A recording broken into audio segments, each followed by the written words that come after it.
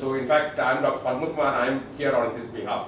What we hope to do in this is to have clear-cut sort of guidelines for screening of patients with heart failure. The burden of heart failure is huge in this country. It could probably amount to 100 million or more if you take diabetics who are poorly controlled, hypertensives, coronary artery disease patients, and a significant number of them. I mean, the mortality of heart failure is in some cases worse than that of some cancers. I think today is a historical day in Bangalore. The Vikram Hospital and MGM Hospital are coming together to develop the heart failure program. If you look at the heart failure, it's common in adult population. 1% of the adults may suffer from heart failure. And most of the time they can be managed with medicines.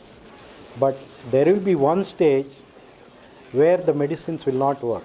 That is, we call it end-stage heart failure. So far, these patients were ultimately dying because beyond medicine there was nothing. But today there are so many advanced technologies, advanced therapies. So these heart failure patients can be managed with a heart transplant or artificial hearts. So all these advanced procedures are not done everywhere.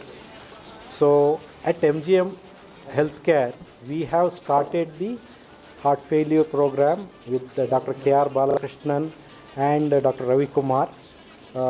He is the heart failure cardiologist. So we are running a successful program. We have done around 400 heart transplant, lung transplants, and artificial hearts. So the next step is we are doing within Chennai, within Tamil Nadu. So this has to spread to all over the country. The reason why we are spreading, because other day we had a heart from Udupi. We could not take the heart from Udupi to Chennai because the heart should be transplanted within 4 hours. So we don't have much time. So then we were thinking, why not in Bangalore? So in that way, Vikram Hospital has come forward to start the heart failure and transplant program. I'm sure this will help the people from Bangalore, Karnataka, and that will improve their quality of life, lifespan, and also it will create awareness about the heart transplant. Imagine a situation, there is a young person who is brain dead because of this one, and he will be declared dead within few hours. And at the same time, you have one more person who has severe heart failure and he is going to die.